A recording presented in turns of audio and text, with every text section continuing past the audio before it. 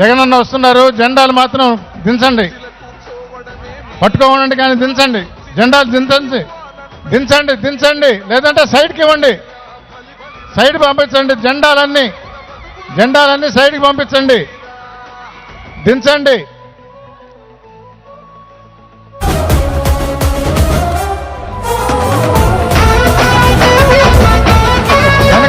వెనకున్న జనం అందరూ కూడా ముందరికి రావాలి. జగనన్న వచ్చేసారు, వెనకున్న వాళ్ళందరూ ముందరికి రావాలి.